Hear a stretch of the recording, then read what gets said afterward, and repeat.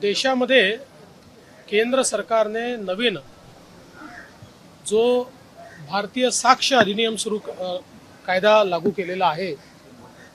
या कायद्याने साक्ष जमा करणे, त्या संदर्भातली योग्य प्रकारची व्यवस्था करणे, त्याचं स्टोरेज करणे, याचे काही नवीन नियम सुरू केलेले आहेत। त्या नियमाच्या अंतर्गत महाराष्ट्र हे पहिलं राज्य आहे की ज्या राज्याने त्याला अनुकूल अशा प्रकारच्या मोबाईल फॉरेन्सिक व्हॅन्स तयार केलेल्या आहेत। या प्रत्येक मोबाईल फॉरेन्सिक व्हॅनमध्ये वेगवेगळ्या प्रकारचं साहित्य त्या ठिकाणी असणार आहे। याच्यामध्ये एक सायंटिफिक ॲनालिस्ट आणि एक केमिकल ॲनालिस्ट ज्यांना फॉरेन्सिक एक्सपर्टचा दर्जा आहे, त्यांचं सर्टिफिकेशन झालेलं आहे, ते उपस्थित असणार आहे। आणि क्राईम सीनवर जाऊन पहिल्यांदा ते क्राईम सीन ताब्यात घेतील आणि तिथला जो काही एव्हिडन्स आहे तो एव्हिडन्स ते जमा करतील। याच्यामध्ये ब्लड सॅम्पल असेल, नार्कोटिकचं सॅम्पल असेल, एखाद्या स्फोटाचं सॅम्पल असेल किंवा वेगवेगळ्या प्रकारचे जे काही एव्हिडन्स असतील, या प्रत्येकाचं जागेवर टेस्टिंग करण्याची किट आहे।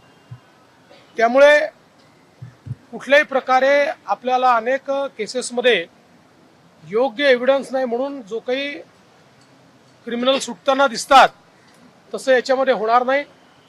तर त्याच ठिकाणी या किट्सच्या माध्यमातून त्यांना त्याचा 100% प्राथमिक जो काही आहे तो निष्कर्ष काढता येईल आणि अंतिम निष्कर्ष देखील काढता येईल।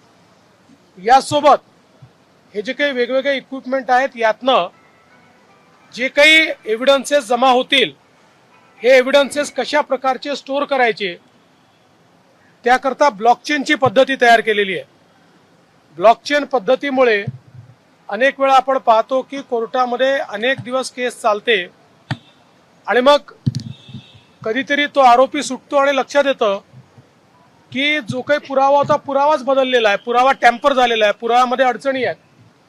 ब्लॉकचेन पद्धतीमुळे पुरावा कोणालाही टॅम्पर करता येणार नाही।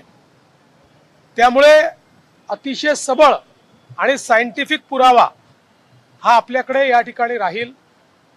या सगळ्या व्हॅन्समध्ये CCTV पण आहे आणि फ्रीज पण आहे, जेणेकरून ज्या टेम्परेचरवर पुरावा किंवा इक्विपमेंट्स किंवा ॲनालिसिस करण्याचे केमिकल्स ठेवायचे आहेत ते मेंटेन करता येतील आणि सगळं योग्य प्रकारे सील होत आहे की नाही हे त्या कॅमेऱ्यातनं आपल्याला पाहायला मिळेल। म्हणून कुठेही एखाद्या आरोपी करता वावच उरणार नाही। एखाद्या रेपच्या केसमध्ये सिमेंट कलेक्शन असेल, ब्लड कलेक्शन असेल किंवा एखादं DNA करता सायंटिफिक कलेक्शन असेल, असं कुठलंही कलेक्शन आता या माध्यमातून करता येईल। त्यामुळे मला असं वाटतं की गुन्हे उघडकीस येणं आणि गुन्हेगारांना त्या ठिकाणी सजा होणं, या दोन्हीमध्ये एक गुणात्मक बदल आपल्याला पाहायला मिळेल। जवळपास 256 व्हॅन्स आम्ही तयार करणार आहोत। 21 व्हॅन्स आत्ता मी रोल आउट केलेले आहेत। सगळ्या व्हॅन्स या रोल आउट होतील, सगळ्या भागांमध्ये या व्हॅन्स उपलब्ध असतील। यामुळे आपल्या डिटेक्शनमध्ये आणि कन्व्हिक्शनमध्ये एक महत्त्वाचा फायदा या सगळ्या व्हॅन्समुळे होणार आहे। मी आमच्या विभागाचं अतिशय मनापासून अभिनंदन करतो। फॉरेन्सिकचे आमचे DG या ठिकाणी आहेत, फॉरेन्सिक विभागाचे आमचे सर्व अधिकारी या ठिकाणी आहेत। या सगळ्यांनी अत्यंत वेगानं चांगल्या पद्धतीनं हे काम या ठिकाणी केलेलं आहे आणि मला वाटतं की याच्यातनं महाराष्ट्रामध्ये आपल्याला अपराध सिद्धीचा दर देखील मोठ्या प्रमाणात वाढवता येईल आणि अपराधांच्या मनामध्ये भीती तयार करता येईल। आज महाराष्ट्र में भारतीय साक्ष्य अधिनियम के अंतर्गत केंद्र सरकार ने जो अपेक्षित किया था उस प्रकार की व्यवस्था को सबसे पहले महाराष्ट्र ने कायम किया है। हम लोगों ने मोबाइल फॉरेंसिक वैन का अभी उद्घाटन किया है। ये मोबाइल फॉरेंसिक वैन किसी भी क्राइम सीन पर जाकर क्राइम सीन को सबसे पहले वहां पर फर्स्ट रिस्पोंडेंट के रूप में अपने कब्जे में लेगी। इसमें फॉरेंसिक एक्सपर्ट्स होंगे, केमिकल एनालिस्ट और टेक्निकल एनालिस्ट होंगे। वहां पर जाकर किस प्रकार से एविडेंस को कलेक्ट करना है इसका प्रशिक्षण उनको है। उनके पास सब प्रकार के एविडेंस कलेक्शन के किट्स है, जिसमें चाहे उनको ब्लड कलेक्शन करना हो, ब्लड सैंपल वहां पर जो दाग होते हैं उसको कलेक्ट करना हो, या फिर सीमेन कलेक्ट करना हो, या फिर कोई नारकोटिक्स का उनको कलेक्शन करना हो, या फिर अगर वहां पर बम विस्फोट हुआ है तो कौन से प्रकार के केमिकल का उपयोग किया गया है इसका एनालिसिस करना हो, देन एंड देयर वही उसी समय वो उसको कर पाएंगे। इस प्रकार की पूरी व्यवस्था उनके पास है। अलग अलग प्रकार के जो साक्ष्य वो जमा करेंगे उनको किस प्रकार से स्टोर करना इसकी पद्धति उनको सिखाई गई है। ये सारा ब्लॉकचेन में जाएगा। ये ब्लॉकचेन में जाने के कारण टेम्पर प्रूफ कोई भी हमारे साक्ष्य को टेम्पर नहीं कर पाएगा। कई बार कोर्ट में इसीलिए आरोपी छूट जाते हैं कि एविडेंस टेम्पर दिखाई पड़ता है।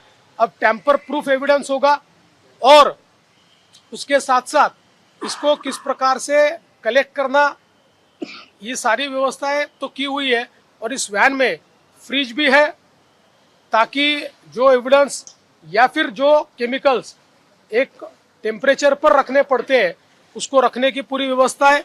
इसमें सीसीटीवी है, जिसके कारण एक प्रकार से ये जो सारे एविडेंसेस है इसको ठीक से पैक किया जा रहा है कि नहीं, इसको ठीक से रखा जा रहा है कि नहीं, इसकी एक पूरी सीरीज उसमें हम लोग देख सकते हैं।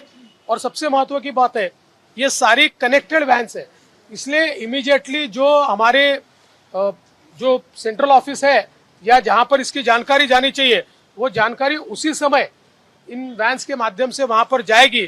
तो किसी भी प्रकार से किसी को भी, चाहे वो अपराधी हो चाहे वो पुलिस हो, किसी को भी इसमें कोई भी गड़बड़ी करने का स्कोप नहीं बचा है। मुझे बहुत खुशी है कि महाराष्ट्र पहला राज्य बना है जिसने फॉरेंसिक वैन्स यहाँ पर तैयार किए। आज हमने 21 फॉरेंसिक वैन्स को यहाँ पर हरी झंडी दिखाई है।